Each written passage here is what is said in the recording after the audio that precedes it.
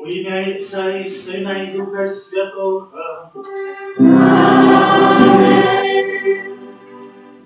Ласка Пана нашего Иисуса Христа, и любовь Бога Отца, и едность Духа Святого нехай будут з усіми вами.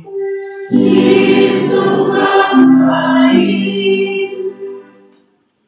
Я збавлення моего народа, з якого потиску не покликали меня, я почую їх і буду їм паном навіки.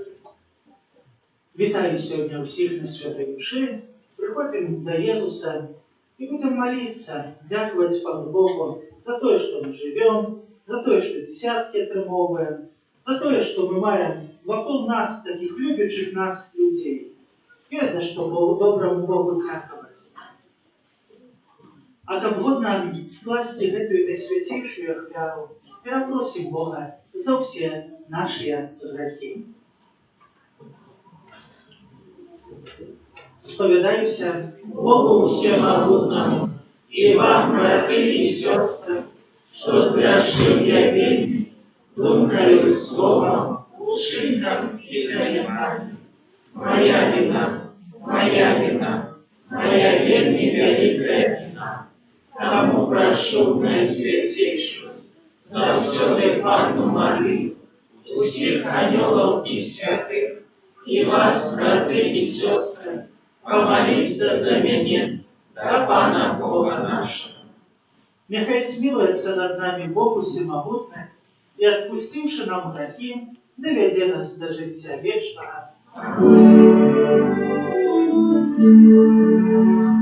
Пане, змилуйся, Пане, змилуйся, Пане, змилуйся над нами. Христе, змилуйся, Христе, змилуйся, Христе, змилуйся над нами. Пане, змилуйся, Пане, змилуйся, Пане, змилуйся над нами. Пане, змилуйся над нами. Глорія, і на серці зело, Глорія, Глорія, Глорія, Глорія, і на серці зело, Глорія, Глорія. Поношення Богу, а на землі сумаку людям доброї волі. Хвалимся мир, благословляемся мир. Хвалимся тобі, прославляемся мир. Дякуєм тобі, великой хвали Твоєї.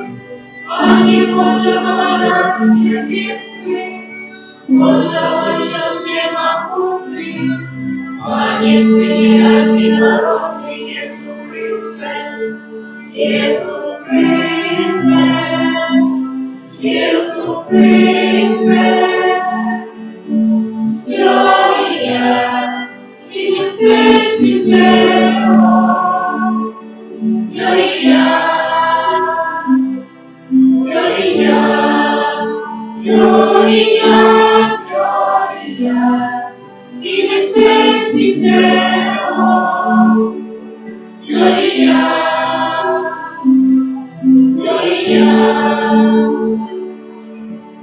Пане Боже, поранку Божий, Сине Отця, які береш на землі грехи світу, змилуйся над нами. Які береш на землі грехи світу, прийми моління нашої, які сидиш праворучайця, змилуйся над нами. О, тільки ти святий, тільки ти наш Пан, тільки ти найвищий Єсус Христе, з Духом Святим Твоєго Отця. Аминь. Аминь. Глорія, і на серці зело, Глорія, Глорія, Глорія, Глорія, і на серці зело, Глорія, Глорія.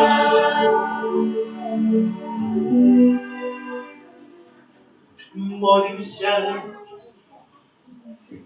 Боже, Ти усі накази святого закону заснував на любові до Тебе і ближніх. Дай нам силы заусюди виконувати Твою волю, как мы могли досягнуть життя вечного. През Пана нашого Єсуса Христа, Твоего Сына, який з Тобою живі і владарить у єдності Духа Святого, Бог през усе веки вечные.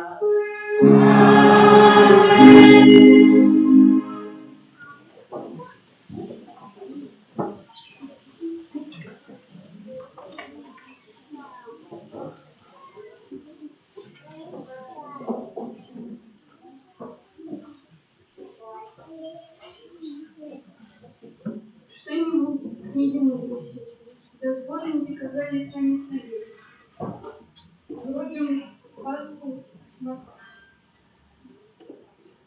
что не книги пророка Моисея. Послушайте это вы, что почитаете Бога и доводите до доверши бедного.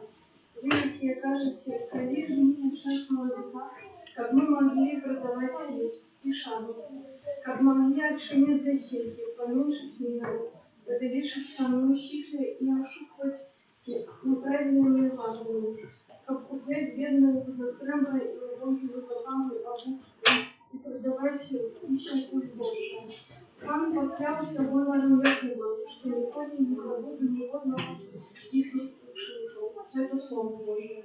Дякую Пану.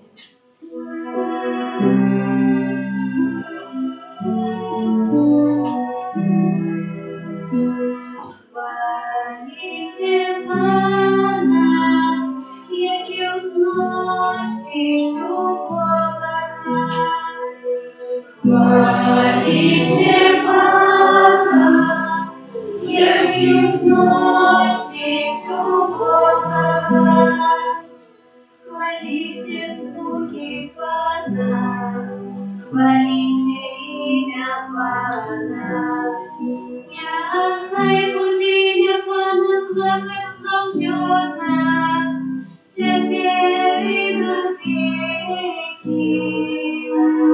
Хвалите Пана, який зносить у Бога. Услышали Пана души народами, Пана небесами слава Ягоная. Кто подобный до Пана Бога нашего, який живе на вышинях, який смиряется, как поглядеть на небо и землю. Хвалите Пана, який узносить у Бога, який поднимает бедного своего, и со смертью узносить у Бога. Как посвятить его теперь можно ли, с князями Ягоного народа? Хвалите Пана, який узносить у Бога.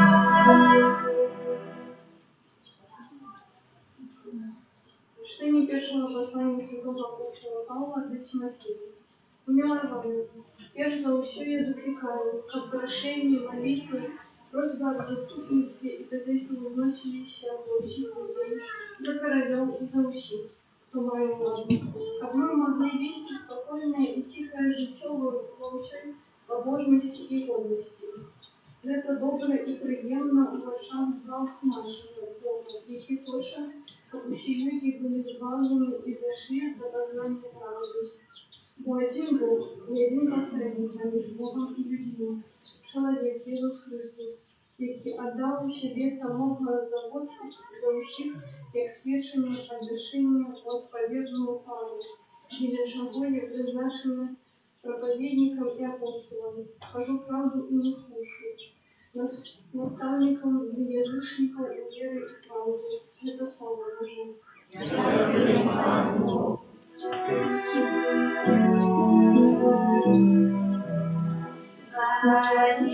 Аллилуйя, аллилуйя, аллилуйя. Аллилуйя, аллилуйя, аллилуйя. Христос хоть был богатырством бедным для вас, как вы збагатились ягоны у Бога. Аллилуйя, аллилуйя, аллилуйя. О названии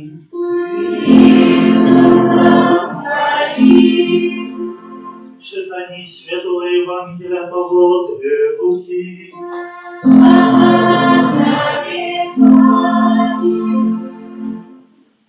У той час казав Єсус своїм учням: вірно в малим і у великим вірне, а несправедливий в малим несправедливы і вялікі. Таму, калі вы ў нікчэмнай мамоне не былі верныя, хто даручыць вам сапраўднае? І калі ў чужым не былі верныя, хто дасць вам вашае? Ніякі слуга не можа служыць двум гаспадарам, бо ці аднаго будзе ненавідзець, а другога любіць, ці аднаго будзе моцна трымацца, а другім пагарджаць. Не можаце служыць Богу і мамоне. Гэта слова Пана.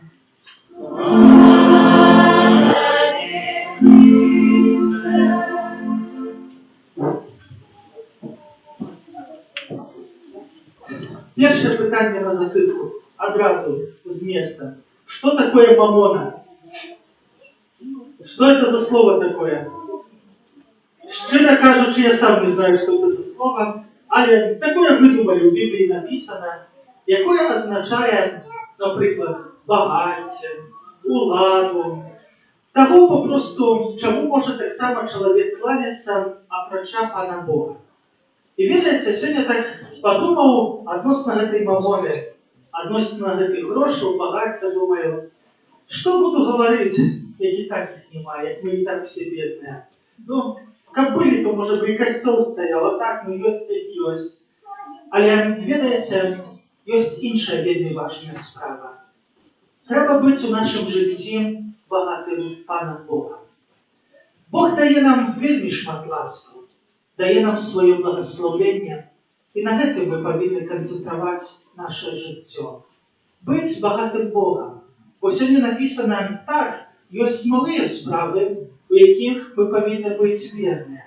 Так, малыя справы это розныя, так, вспомніць пакліканне нашае, выканаць, каб у хаце быў парадак, каб дзеці сёння дапільнаваць прыйшлі ў касцёл, але ёсць большыя справы. Гэта наша святасць. Гэта наше жыццё з Богом. Поэтому няхай кожны з нас будзе багатым Богом. Амин. Коротенькое сёння казанне. Не здзіўляйцеся, бо сёння у нашай парафіі будзе выступленне пасля святой мшы, поэтому спецыяльна карацей сказаў, каб вы маглі застацца і паслухаць. Добра? Договорились. Вызнаем нашу веру. Веру в единого Бога, Отца Всемогутнего, Створителя неба и земли, всякого важного и неважного, и единого Пана Иисуса Христа, Сына Божьего Одинородного, Зайца народженного, перед всеми веками, Бога от Бога, Святого от Святла, Бога соправдного от Бога соправдного, народженного, а не створенного, одиносудного Отцу, ради якого все сталося, и Он для нас, людей, и для нашего избавления, зашел с неба и утеловился от Духа Святого, с Девы Марии, и стался человеком, укрыжованный так само за нас, при Понским Пилате, был замученный и похованный, и на третий день воскрес, поводле Писания, и взошел на небо, сядет праворуч Отца, и снова придет в хвале, судить живых и померлых, и его благодарству не будет конца. Верую в Духа Святого, Анна и Животворцу, який за Отца и Сына походит, якому разом с Отцом и Сыном належит поклонение и хвала, який промовлял праз пророку. Веру в один и святый католический апостольский костел, вызнаю один и хрост для отпущения грехов и чекаю воскрешения помилуй и життя вечного в будущем свете. Аминь. До нашего Небесного Отца, распосредництва Его умилованного Сына, узнесем супольные молитвы и просьбы.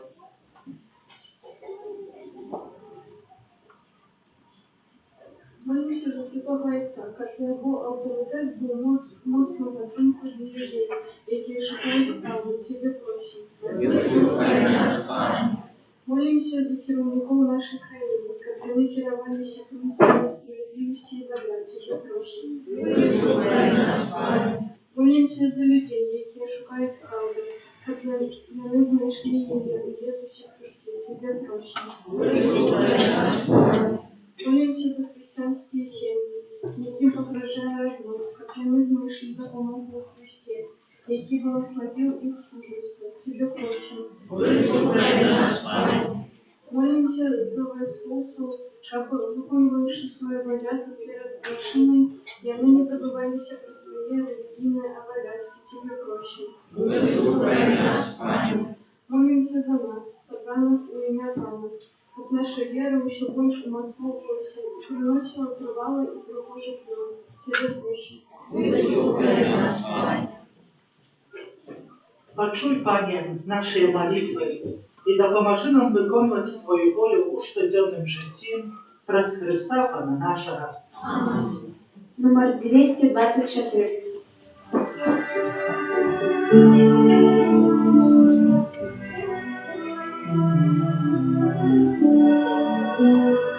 Сохраните на моих очей вашу и убачу. Сохраните моих устах и проповедь прославление. Сохраните мое сердце и чисти. Ай, Твой Дух Святый наполняет меня. Сохраните на моих очей и убачу. Сохраните моих устах и проповедь прославление. Сохраните моего сердца и чисти. Ай, Твой Дух Святый наполняет меня. Ай, Твой Дух Святый наполняет меня.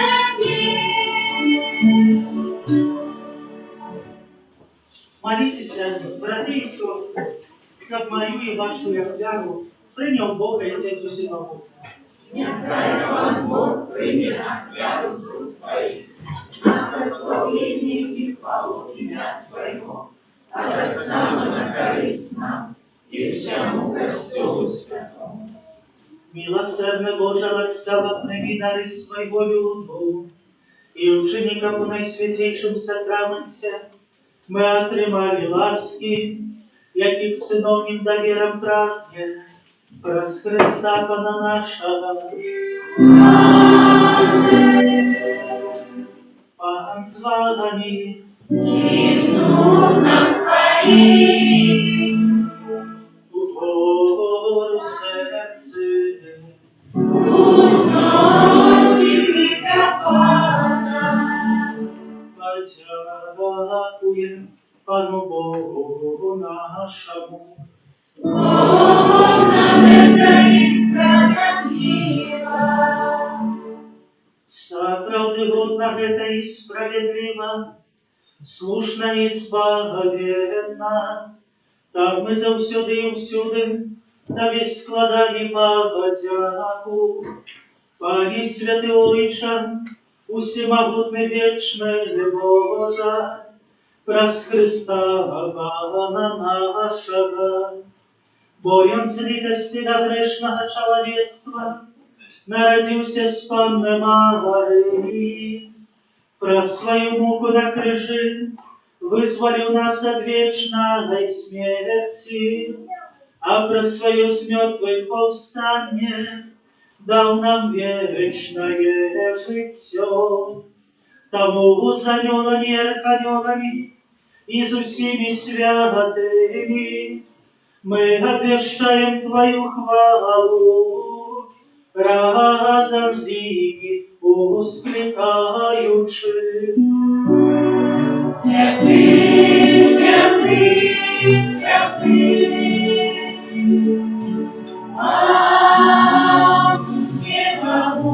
всемогутный, небо и земля, полные хвалы, Осанна напиши, Осанна напиши,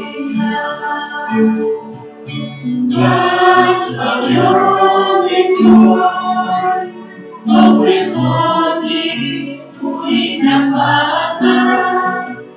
Осанна, Осанна, Осанна напиши, Осанна напиши. Справди Божа, Ти святий, криниця усілякої святості. Тому у єдності з усім костьолом у перший день тижня, коли Ісус Христос воскрес и спаслал на апостолов Духа Святого, праз Христа просим Тебя, усемогутный Боже. Освяти эти дары росою Духа Твоего, как они сталися для нас телом и кровью нашего Пана Иисуса Христа. И Он, коли добровольно выдал себе на муки, взял хлеб, и потянув Тебе складаючи ламав, и раздавал своим учням, кажучи: «Берите и ешьте з этого все, бо это есть тело мое, якое за вас будет выдано».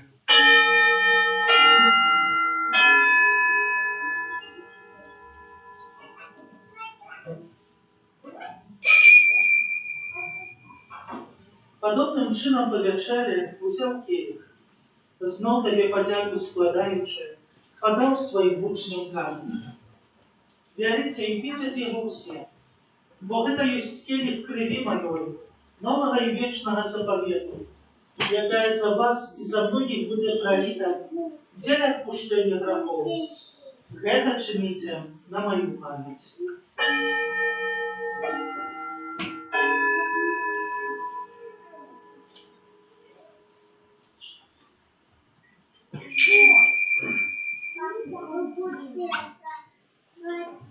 Это великая таемница веры.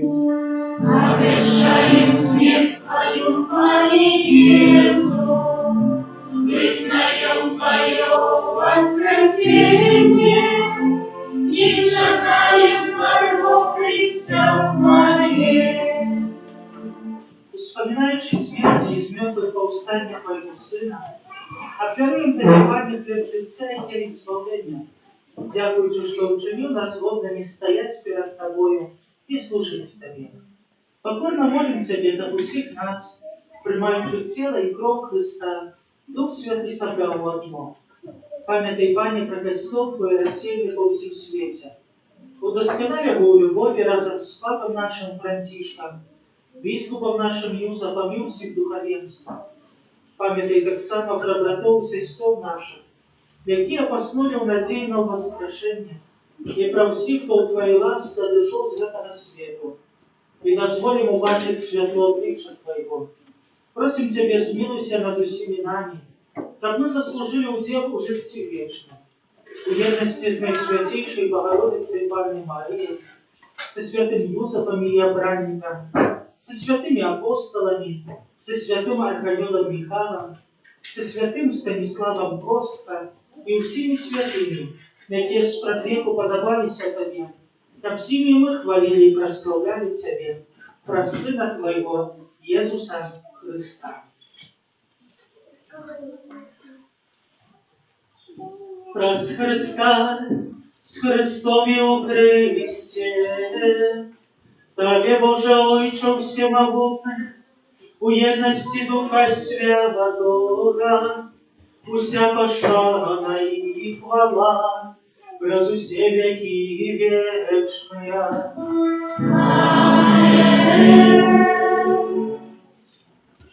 Молимся да нашего Отца Небесного, як нас научил Иисус Христос.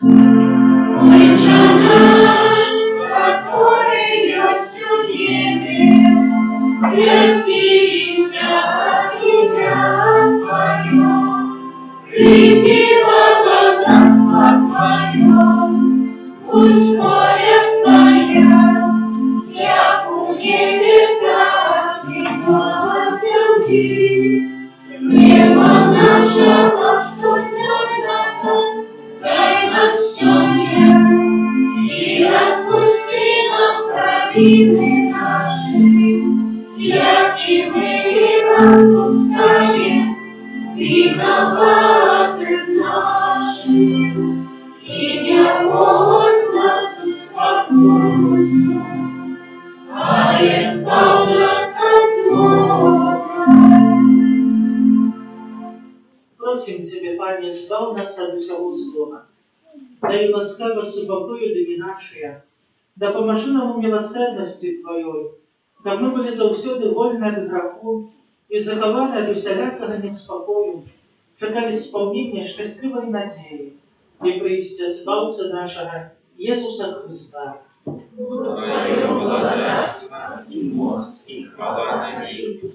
Пане Иисус Христе, Ты сказал апостолам Твоим: «Супокой покидаю вам, супокой мой даю вам».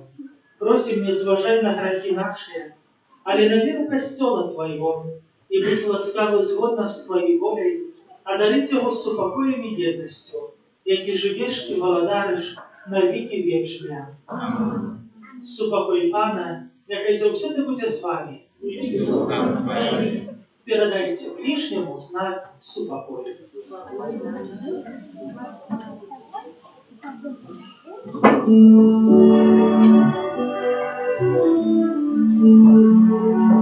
Баране Божий, який береш, такий святу, змилуйся, змилуйся, змилуйся над нами. Баране Божий, який береш, такий святу, змилуйся, змилуйся, змилуйся над нами. Баране Божий, який береш, такий святу, подари нас супокоем, супокоем нас дари.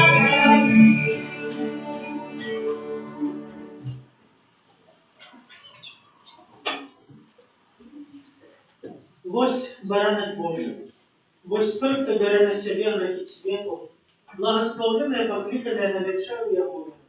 Мать, я не рады, как Ты вошел до меня, а я скажи только слово, и будет оздоровлена душа моя.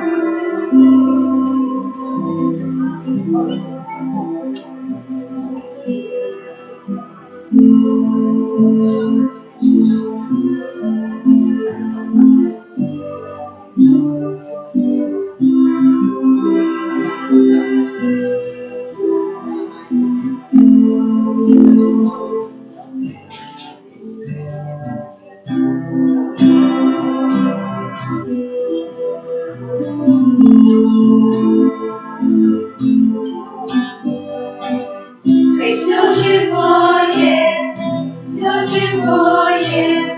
все живое, славит Господа. И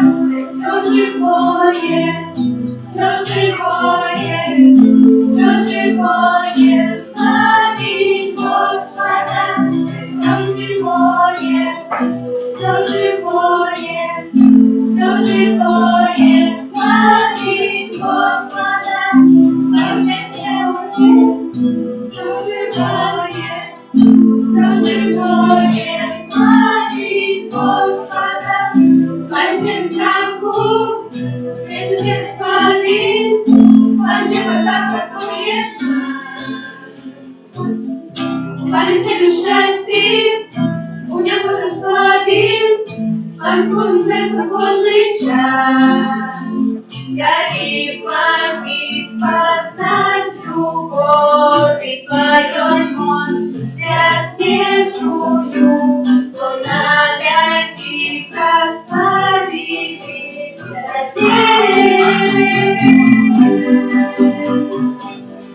все живое, все живое, славит Господа,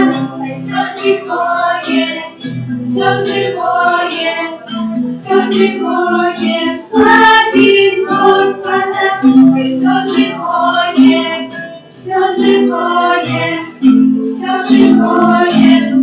славит Господа,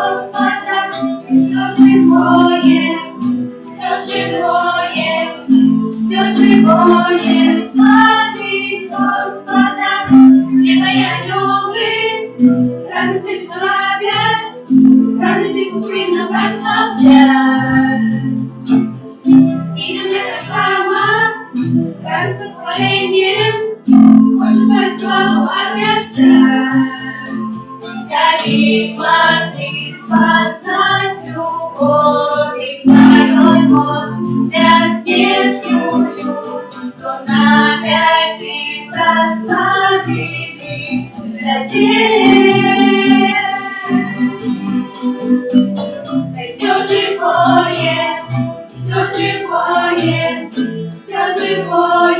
славит Господа, все живое, славит Господа, все живое, славит Господа,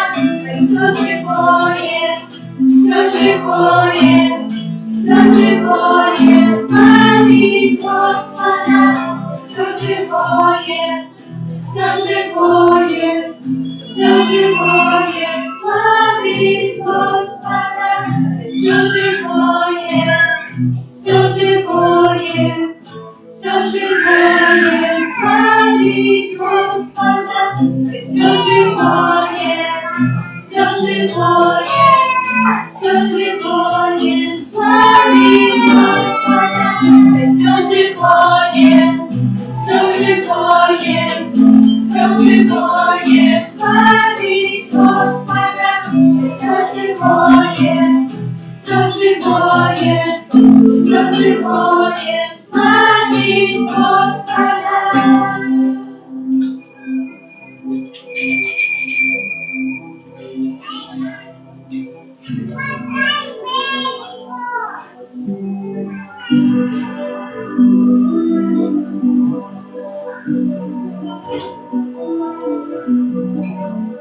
славит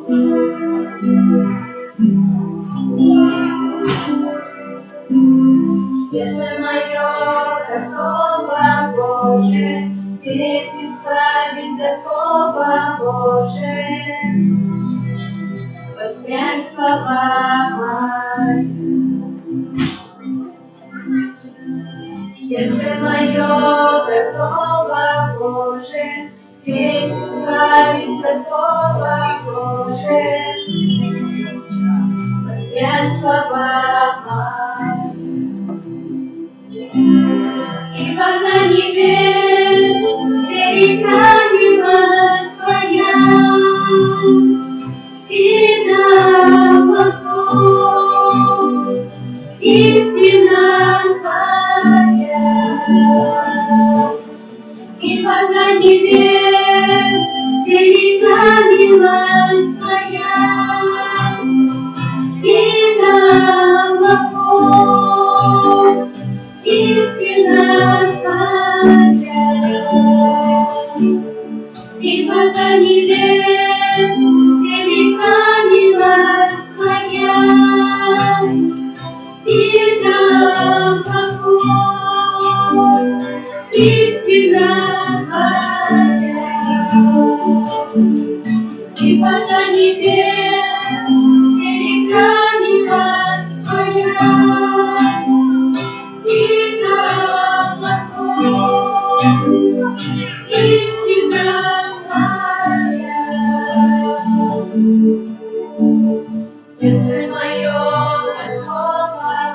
Боже, дети славить такого Боже.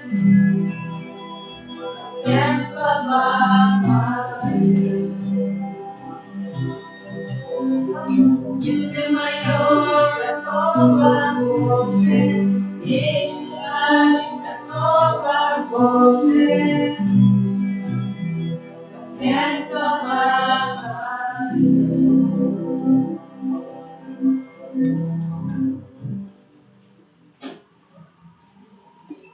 Молимся. Боже наш Отче, завсёды підтримуй Твоїх допомоги Ти, кого взмацняєш своїм сакраментом, то дякуючи таємницям, у яких удільничає, спознали в нашому житті плен откуплення через Христа Пана нашого.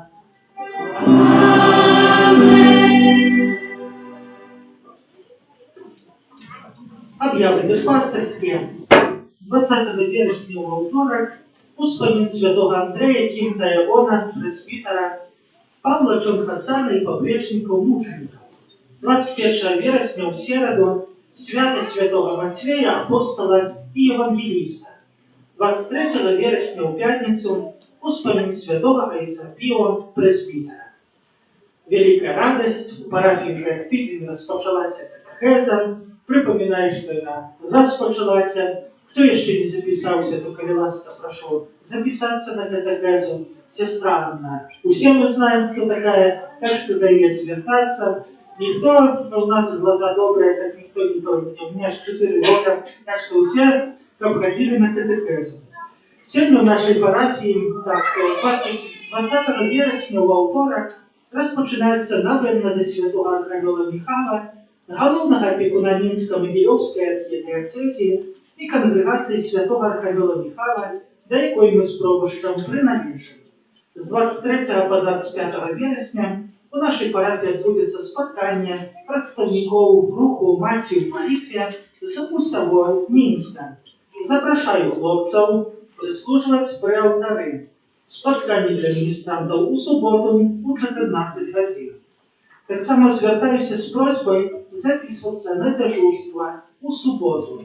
Адорація Пана Єсуса в Найсвятейшому Сакраменті буде відбуватися наступним чином. Понеділок, вівторок, суботу і неділю з 14 до 19, інші дні з 14 до 20:30. Дорогая молодь, слухай уважно. У наступную суботу, у гэтушні будзе 24-го, запрашаю разом, каб мы поехали на молитву прославления у Серебранку. Айцы салезьяне переживают 100 годов пребывания на Беларуси и организовывается программа. Охотных прошу записаться для меня, сказать, что поедем, как мы пригожа репрезентовали нашу парафию, бо мы, Михайловцы, так само являемся духовными сынами святого Яна Боско. Поэтому думаю, что зразумела, дорогая молодь. Сердечно в нашей парафии сегодня вітаем Владислава Волоховича, доктора богословия, директора доброчинной организации «Открытое сердце», активного оборонця життя і сім'ї.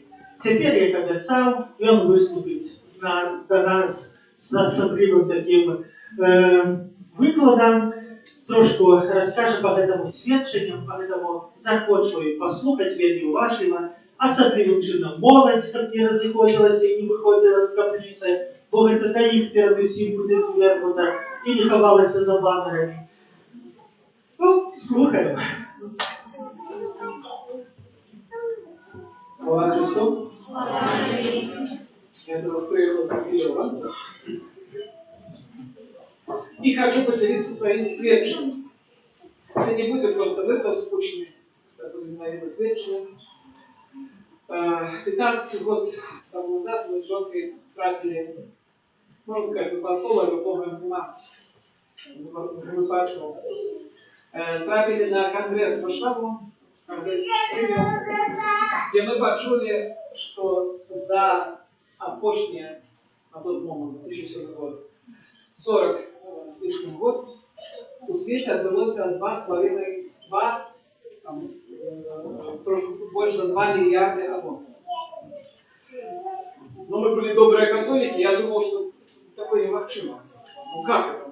2 миллиарда абортов. Эта информация изменила всю нашу жизнь.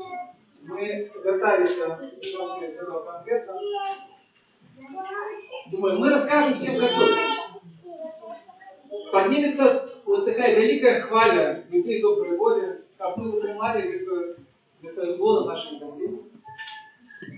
И с того часу, уже 15 лет, я, Карим Макчима и наши волонтеры ездим по парафиям, выступаем, рассказываем, сведчим про вартость человеческого життя. Про то, что детей не забивать. Дети помимо життя. А хвалить все нема и не будет. Когда же люди хвалят католиков, якая скажет, стоп, мы, католики, хотим свідчити про то, что Бог есть в нашем жизни. 15 год мы чекаем вот этого, знаете, клену, засеянного этого зерня. Я тут на скидку могу сказать, ну, наверное, в 200 парафиях я выступал. Может, некто из вас уже не удивится. Когда я выкладал в Финской духовной семинарии Святое Писание, мои лекции по Библии, они так и наблюдали, как проповедь Евангелия життя. Потому что Библия – это про життя. Кто из вас ведает, як ім'я Пана Бога? Яхве. Вельми добре. Яхве. А что означает имя Яхве? Той, який єсть. Той, який існує. Той, який живий і дає життя. То есть Бог на самой справе это життєдавця.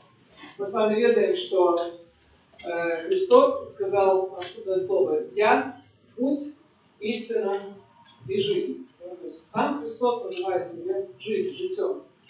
Потому что в эта тема для его наибольше.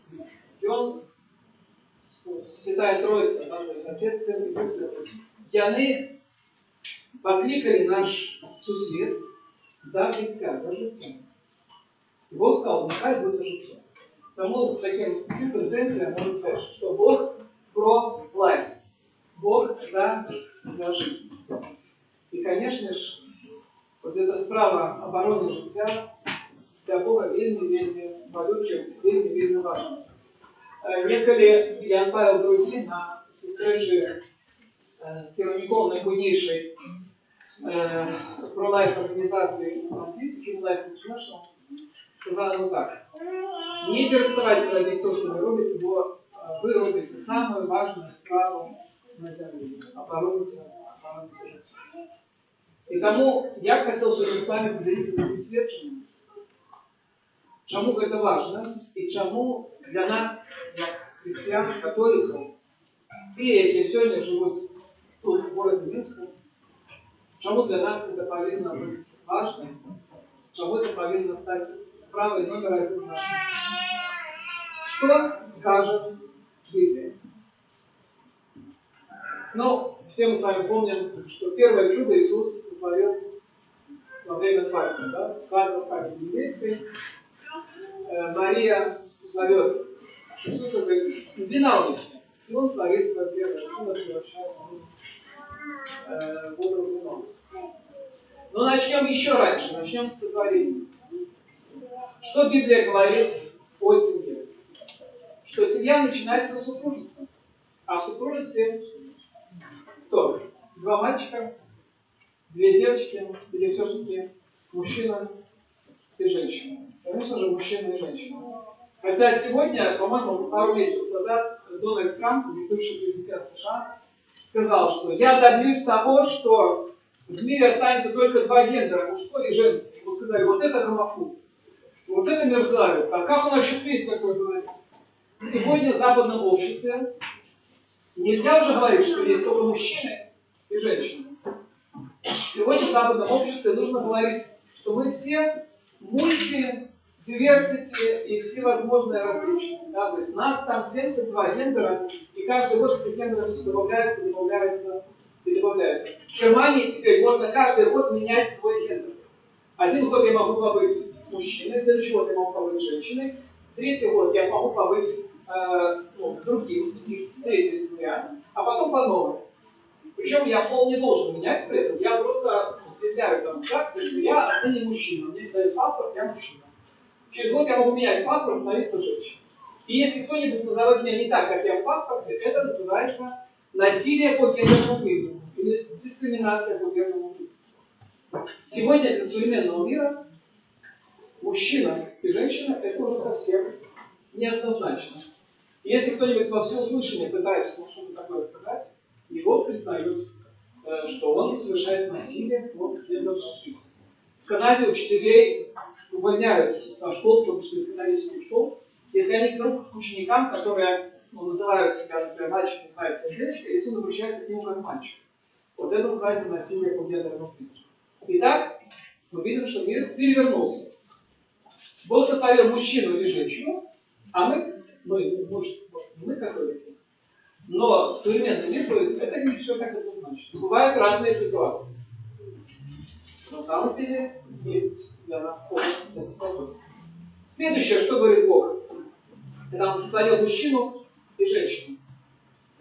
Он говорит, плодитесь и размножайтесь. Давайте с вами, я думаю, что даже дети, которые ходят во 2 класс, уже, наверное, понимают, да, то есть, что такое множить. Начнем с того, что плодиться. Значит, плодиться это папа и мама должны родить как минимум 2 детей. То есть за папу и за маму. Логично? Логично. А потом нужно, Бог говорит, и размножить.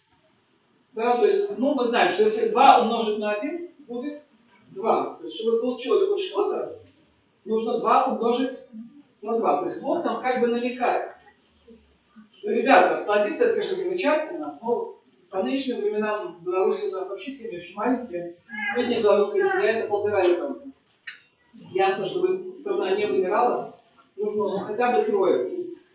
По статистике демографической 2,1. Мы должны родить за себя, за мужа и еще вот за князя Александра, у которого, как известно, жизни нет, детей, соответственно, тоже нет. Да, то есть, поэтому в наших католических семьях мы должны родить за себя, за мужа, за жену, и за князя или за монашку, или за того, кто не женился. Для того, чтобы страна не умирала. А по факту найти католическую семью с 3 детьми, просто надо пошукать.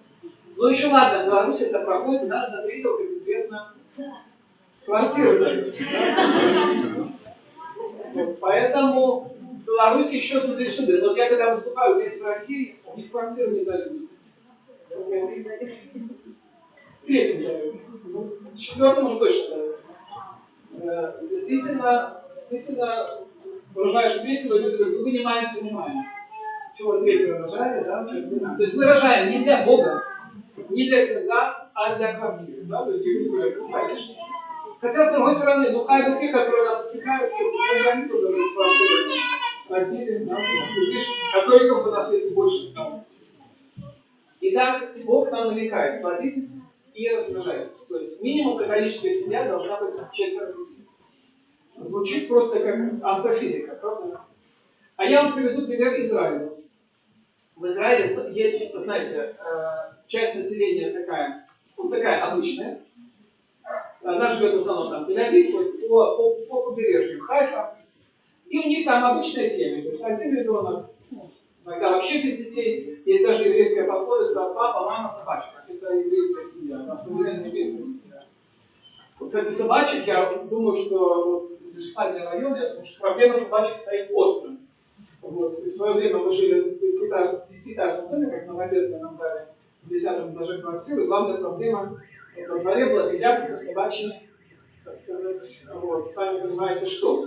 То есть тема собачек у нас сейчас очень актуальна, в ветеринарной клинике везде. Израиль, тот, который такой Израиль отличный, это папа, мама, собачка. А если Израиль такой хитрёный, ортодоксальные евреи, они рожают 10 детей, 12 детей, 15 детей. Я знаю одного раввина, у которого 8 детей, и все по-моему, все 8 детей, 7 или 8 кесарево сечения. Попробуйте белорусскому сказать 8 детей кесарево сечения, ну, может, белорусскому еще туда-сюда, но сказать это врачу, 8 кесарево сечения, да, то есть это они скажут, ну, что у вас секта какая-нибудь, что у вас? Так вот эти вот ортодоксальные евреи, которые рожают, ну, говорят, на Марса, да, они реально заполнили весь Израиль верующими детьми. То есть не все дети ортодоксальные, да, они не все идут там потом по этому СПС отращивают, там, что такое, но они все верующие. И вот Израиль создает впечатление верующих стран. Если бы католики 30 лет назад, когда костелы открылись, если бы Цинзином на каждой проповеди говорили, католики минимум 4 детей. Минимум 4 детей. На каждой проповеди. Ну ладно, не на каждой. 3 раза в год. У нас бы сейчас были полные семинарии. А я вам говорю, я преподавал в Пинской семинарии, она закрылась почему? Нет людей. Объединили 2 семинарии в одну, Пинскую и Гродненскую. Законы пустые. Законов контемплятивных в Беларуси вообще нет. У нас нет ни одного монастыря, или Витинского, или Таврийского, где будут там сестры или братья только молиться. Нету вообще, нет отсутствия. Почему? Потому что нема католических детей. Я очень рад за вашу парафию. Сегодня видеть ваш детско-молодежный хор. Но у нас в Могилеве такого шика давно уже нет. Вот, у нас на молодежную службу придут там 3 молодежи. Ну, я вообще маленькой парафии, у нас в нашей парафии, мы поместились вот в этой вот части нашей каплицы. У нас тоже Могилеве каплица Святого Категория Президента. Вот, у нас, да, фактически у нас 3 семьи, из которых 2 семьи больше, чем 4 детей. Ну, мы создаем такой вот антураж. В Могилеве у нас вариантов нет, знаете, приходится. Вот в Дубинске, кажется, все в порядке. Я когда-то выступал в Гродно, и вот тоже меня все позволил, потому что отдельная спасибо Александру, выступить во время объявления. И я сидит передо мной 600 человек. Я говорю, поднимите руки те, у кого 4 детей и более. Сидит 600 человек, поднялось 2 руки. И то такие женщинки в возрасте. А тоже спальный район и куча вообще католиков сделал было в 2013 году. 2 руки поднялось. Я на следующий год не просил, потому что, знаете, как поляки же бы не было обчаку. Чтобы, не дай Бог, ну так, чтобы вообще никто не поднялся. Вот мы католики. Наш Бог, его имя Яхве, жизнь. Он сказал, плодитесь и размножайтесь. А в наших католических семьях 1, 2, ну из квартиры, то 3 ребенка. 4-й ребенок воспринимается уже как выход вообще в открытый космос. У меня 3 старших пацаны, и когда у нас родился 4-й, ну так случилось, что это была девочка. Ну, наши католики, вторая, ну ясно, что девочка ждали, поэтому, ну ладно, сойдет. Но все равно, однажды в воскресенье после Айши мы были как раз в кафедральной парафии, ну такая же больше парафия. Моей жене подходит наша бабушка, одна парижанка, берет эту жену под локоток, говорит, Яночка, а вот мы 4-го ребенка родили, а ты не знаешь, что есть какие-то вот такие средства или такие способы, и ну, вот слово контрацепция не проходит у нее через уста. Да, то есть, ну, чтобы детей, в общем, не было. Вот она сказала, да, ну, не аборты, конечно, но чтобы детей не было. А Леночка включила, так сказать, наивную такую женщину, говорит, нет, не знаю, а какие? Ну, на этом разговор и закончился, потому что, ну, неприлично католикам говорить о контрацепции, потому что это смертельный грех. Тут у нас там четкий стенд на эту тему, кого зачислено, можно подойти потом почитать. Но сошло. 4-я была девочка, нам сошло. Когда родился 5-й, мальчик, ну все, уже католик вообще не понимает. Зачем? У вас же есть уже комплект. Мальчик, девочка, 3 мальчика. Боже, чего я не скажу, стану. Все, уже католики должны успокоиться. Уже к нам стеснялись подходить. Сказать, ладно, эти Головковичи отморожены, что с ними говорить. Звонят моей маме. Беатрина Фамиловична. Скажите, пожалуйста, что-нибудь вашим детям, чтобы они остановились. Это реальная история. Причем позвонила бабушка, которую я знаю, моя мама знает. Ну, короче, она не стеснялась, как вот она на полном серьезе говорит, остановите их. Вы смеетесь. Вы представьте, как глубоко в нашем обществе, в нашей ментальности, в нашей католической ментальности. Сопротивление против Божьей заповеди «плодитесь и размножайтесь». Что нам нужно объяснять людям, брак вообще-то для того, чтобы детей рожать. Две цели брака. Первая цель – детство супругов, вторая цель – деторождение. А нам нужно объяснять, вы знаете, вот детей, оказывается, в самом деле нужно рожать. Их нельзя убивать. От них нельзя предохраняться. Дети должны быть. Нужно разжевывать это все вот. А почему? Вот папа Павел VI сказал, что контрацепция это. Иоанн Павел II повторил, да, действительно подтвердил. Тут еще вот специалисты по методу распознавания плотности объяснят, почему контрацепция вредна и для здоровья и так далее. Нам нужно все объяснять. Просто сказать, что Бог сказал, для нас это уже не работает. Нам нужно такое вот что-нибудь умозрительное, чтобы точно мы поверили, что это решит. А когда Бог говорит, плодитесь и размножайтесь, и что после этого придет?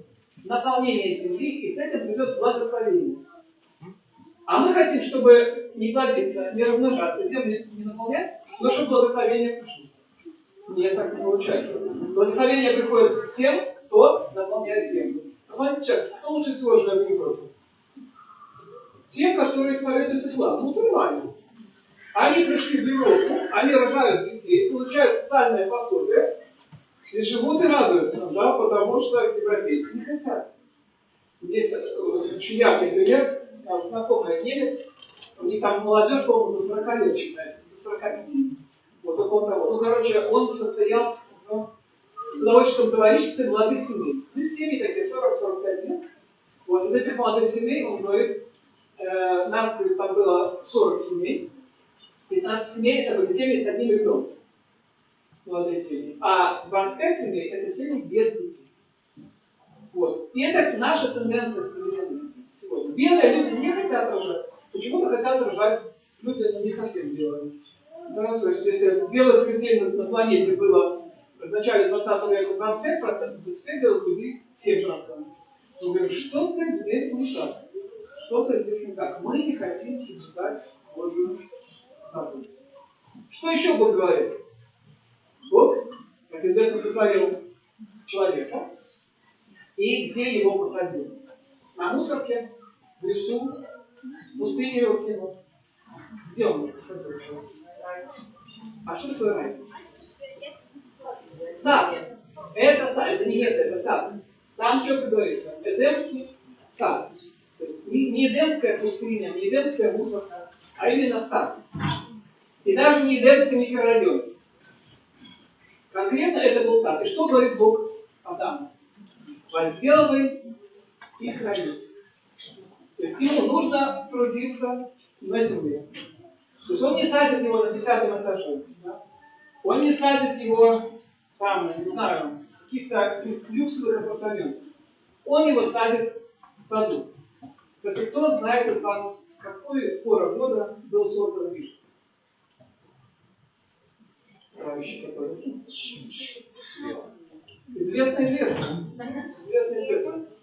Об этом знали до Петра I, евреи это хорошо знают. Вот сейчас. Всегда Новый год отмечался, вот осенью, до сих пор у детей, для родителей, у которых есть дети, у них Новый год начинается 1 сентября. Мы знаем, что это свято, да, то есть, если не знаем, то нам напомнят, все вайбер-чаты, все, кого это зависит. Начался Новый год. Бог создал мир готовым. То есть на яблоках висели, яблоки, там кулька была, кузяныцы, да, то есть бурачки уже были созревшие. Все только вот собирает, делает, в общем, все носит в закрома. Чем, собственно говоря, и занимались Адам и Ева. Ему сказали, возделывай и храни. Занимайся земледелием. А теперь скажем честно, кто сегодня, кроме пенсионеров, занимается у нас земледелием? Ну, я понимаю, что у многих есть дача. Это очень хорошо видно, потому что в пятницу вечером в Минске идет поток автомобилей на даче. А в воскресенье вечером едет отдельный душа. Я понимаю, что ваша душа в 7 вечера, такие душа, которые я, те, которые знают, приехали, да, то есть, что действительно у нас еще в белорусах это есть. Но вот я поступаю где-нибудь в Питере или в Москве, они не представляют, что такое дача, что до дачи нужно ехать, не знаю, 5 часов, и не слушать такой дачи. То есть люди не хотят работать на земле. А люди хотят сидеть на своем 10-м этаже. Где, ну, давайте подумаем, как можно сегодня выжить в этих вот 4 стенах, даже если там много квадратов. Где там возделать и ходить? Ну что, допустим, возделывать можно цветочки на балконе. Ну, теоретически. Некоторые люди играют себя спорт на балконе. Даже там корочки хлопчут, ну, что какая-то иллюзия правильности. Но в норме Бог задумал, мы должны жить на земле.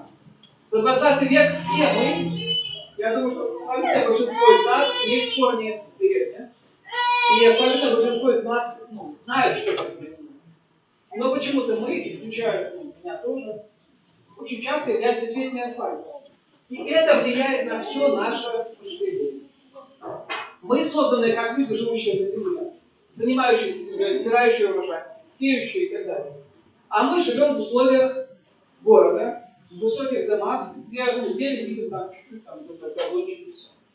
То есть получается, мы уже не плодимся, не размножаемся, не возделываем землю, и все меньше и меньше становимся мужчинами и женщинами. Смотрите, как сегодня девочки у нас одеты. Практически все девочки одеты как мальчики. То есть они пришли в штанишках, уже похолодало. И все девочки. А девочки, посмотрите, как одеты тетеньки. Смотрите, как одеты бабушки. Они все больше и больше одеваются по-мужски. Главная католическая одежда – это бриджи. Да, то есть бриджи, потому что, это типа, раньше, наверное, имелось в виду, что это юбка. Вот, потому что она такая вот. Приличная юбка, она должна быть ниже колена. Да? И тут женщинка напомнит, что когда-то она носила юбку, и у нее вот тут немножечко было видно ноги. Теперь она носит бриджи, вот, и пытается нам доказать, что я женщина. И этот тип женщины, там последний феминизм очень хорошо это объясняется. Сегодня наши женщины это и лошадь, и мы, и папа, и мужик. Да? То есть она одна, вот она и в горячую избу пойдет, коня на скакот становится. И детей также воспитает. Да? Что деточка, мужики, они безответственные. Вот мы, женщины, вот мы реально. Вот мы детей воспитываем, мы на родительские собрания ходим. Вот, мужики, есть, конечно, так, может, там, петромуса много есть. Вот, может пригодиться, лампочку вкрутить, свекровки вырвать, можно там, не знаю, что-нибудь починить. А вот не очень сказать, вызовет кого надо. И вот растут такие наши мужики, которые умеют только мышкой стучать, да, то есть и в этих танках, да, там, на танке он несет победу. И женщины, которые становятся все больше и больше похожи на мужчин. Мужчин растут животы, да, потому что мужчина же он не двигается, но растет живот. Вот. А женщина, наоборот, становится все более и более мужественной, прически все короче. Да, то есть, и действительно мы понимаем, что что-то не так. То есть, у нас уже нет особо мужчин и женщин. У нас нет рождающего поколения. Мы не живем на земле. И потом говорим, Господи, а что не так в нашем мире? А почему вот проблема? Сегодня мы все понимаем, уже в 22-й год у нас у всех отпечатался, что точно проблема будет. Да? То есть, если такие близкие два народа, как российские и украинские, могут поднять такую войну, то в самом деле сбывается пророчество матери Терезы. Мать Тереза сказала, когда получала премию Нобелевскую в Швеции, она сказала в момент вручения премии, это есть на YouTube, если мать может убить своего ребенка абортом, что может остановить меня или тебя, чтобы мы друг друга не поубивали? Поэтому на самом деле нам очень серьезно нужно задуматься, что не так в нашей жизни. Что не так? Нам нужно каяться за то, что не так. Кого из вас вот зацепило мои слова сейчас? Помните, что есть... Ну я ухожу, да? Понятно, да, конечно. Нужно сделать фактически 3 вещи. Там вот на столике вы можете посмотреть нашу книжку «Детей, способных от аборта». Мы в 14 лет в молимся и пытаемся научить остановиться от аборта. У нас есть телефон доверия, куда могут позвонить родители, которые знают ситуацию о том, что кто-то хочет совершить аборт, или сами эти женщины. Вот, в этой книжке собрана история вот этих спасенных детей. Все истории реальные, все фотографии реальные. А вот этой девочки на обложке Софии даже имя настоящее. Так что можно почитать как такое удивительное свидетельство о том, что молитва действительно работает. При том, что мы не претендуем на психологическую помощь. Мы просто разговариваем с женщиной перед абортом и просто молимся за них, за врачей и за детей. Уже 14 лет, 120 детей спасены от аборта. Что еще можем мы делать? Мы можем, как католики в нашей парафии, организовать круглосуточную адорацию или хотя бы ночную адорацию, параллельно, как делают это церковь-спасовцы в своей парафии. Они в первой пятнице, первая суббота, у них ночная адорация в интенции перепрошения за грехи супруг життя и семьи. Нам реально есть за что перепрошать. Даже если лично мы аборты не делали, и контрацепции не делали, ИКО не делали, то делали это наши близкие. Вот. Бабушки, которым сейчас 70, 75, 80 лет, практически каждая первая, кого не аборты делала. Это такая огромная боль, которая висит просто над нашим народом. Вы знаете, как в Библии, когда Бог заметил, что Каин убил Авеля, он что сказал? Кровь брата твоего выбьет ко мне от земли. И вот эта вот кровь этих убиенных младенцев побьет Богу от земли, а мы говорим, а как это, почему это вот война? Да потому война, потому что сначала война, мама убивает своего ребенка, папа убивает своего ребенка. То есть папа не остановил свою супругу, чтобы она не убивала своего ребенка. И нам реально за это нужно нравится. Поэтому, например, адорацию в вашем парафии организовать такую, это было бы очень важно, чтобы мы, белорусы, каялись за то, что происходит. Вот так вот в прошлом году мы организовали молитвенный конгресс, может, сам не слышал, молитвенный конгресс в защиту жизни, который прошел в Новогрудке. И мы с таким вот покаянием, там было урочистое покаяние за грехи супруг життя и семьи, мы с покаянием прошли от Новогрудка до всей с белыми крестами, 52 белых креста, в знак того, что в день в Беларуси совершается 52 аборта. Вот. Нас там было больше людей, но креста было 52. В этом году снова будет такой конгресс, если кто-то из вас надумает, пожалуйста, приезжайте. Это очень важно, каяться. 5-7 ноября нам нужно каяться за тот кошмар, который происходит вокруг нас. Только молитвой мы можем что-то остановить. Но если кого-то из вас зацепило, во-первых, можно еще прийти сегодня вечером послушать. Там будет уже поспокойнее, можно будет остаться послушать, разговаривать. Завтра будет тоже лекция. Выступать, свидетельствовать, рассказывать. Вот, например, у нас за прошлый год у нас более 7 тысяч слушателей в разных учебных заведениях вот на эти темы. У нас есть отдельный YouTube-канал, вот самый крайний стенд, можно подписаться на наш YouTube-канал. И вот эти вот лекции, с которыми мы выступаем, эти темы, которые я здесь кратко упоминаю, мы очень подробно рассказываем и объясняем. Вот. Создавать вместе вот этот YouTube-канал. Кстати, нам очень нужна молодежь для того, чтобы был качественный контент, чтобы не только такие старички в моем стиле, мне уже 45 лет, я постепенно, это, знаете, туда уже, когда, знаете, люди к пенсионному возрасту ближе, они все ближе к земле. То есть они, на самом деле, тянутся к земле в прямом смысле. Да? То есть, что там на обороте, все такое. Нам нужна молодежь. Нам нужны люди, которые будут ходить и свидетельствовать. Люди, если мы не будем рожать детей, католиков точно не будет. Кто будет? Большой вопрос. Кто-то будет. Знаете, мир не останется пустым. Но католиков по нынешним тенденциям с нашими, ну, там, максимум 4-5-детными католическими семьями нас не будет. Что большинство католиков это поэтому однодетные и, увы, очень часто разведенные люди. Беларусь, кто из вас знает, на каком месте в мире по разводу? Совершенно прекрасно. На втором месте мы в мире по разводу. Из 200 стран мы на втором месте. То есть, понимаете, это о чем это говорит? О том, что наши семьи глубоко несчастны. И чтобы сделать эти семьи счастливыми, надо реально поработать. Какие шаги и в какой последовательности, я думаю, что я сейчас не буду, потому что, конечно, это не формат костельного выступления. Приглашаю вас завтра после МШ прийти и, получается, что МШ в 7, я буду быть по 8 сейчас. Поговорим тогда уже поспокойнее с проектором. И какие шаги с чего нужно начинать? Вот. Какие реальные вещи мы можем сделать? Вот. Но для вас всех, которые смогли остаться, послушать, я реально закликаю для молитвы. Молитвы первое прошение, чтобы Бог помиловал нас, потому что только если мы будем Бога перепрошать, и остановим вот это вот зло, отказа от деторождения, Зло разводом, где нет единства супругов. Зло, где мы извращаем Божий замысел про мужчину и женщину. Только каясь в этом зле, мы можем сделать так, чтобы действительно не было войны на нашей земле. Чего дай Бог и мне, и вам, чтобы нам силу хватило на молитву. Хвала Христу. Дякую велике Господару Владиславу за виступлення.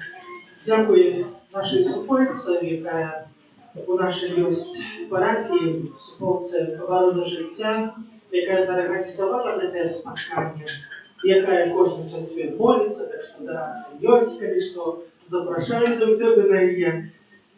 Видається, я ще так подумав, относно вже посміятися, можу дзвонити швабу і сказати, треба ще змінити. Так, прийміться Боже благословення. Пан з вами. Нехай благословить вас Бог Всемогутний, Отець і Син і Дух Святий. Ідіть у супокої Христа. Дякуємо Пану Богу. Святе Архангеле Михайле, Бережи нас у змаганні. Будь нам обороною, супроть спокуси і пастка Злого Духа. Покорно просим, нехай я возніший Пан Бог, а ти, князю войска небесного, могутностью Божою, скинь у пекло шатана і інших злих духов, які нас будушствують на світі. При конці каплиці так само знаходиться скарбонка, якою можна покласти ахвяру на эту доброчинную организацию «Открытое сердце».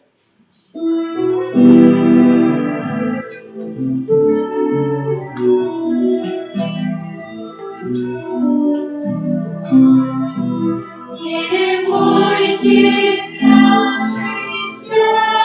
любови, для любови, отдашь. Не бойтесь, для любови, для любови, отдашь.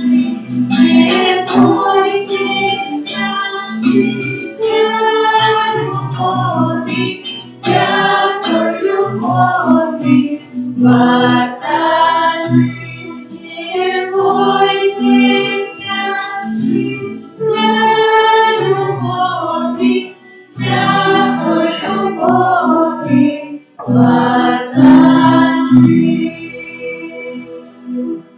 И будет похваленный Святейший сакрамент, правдивое тело, Пана нашего Иисуса Христа, нехай будет похвален.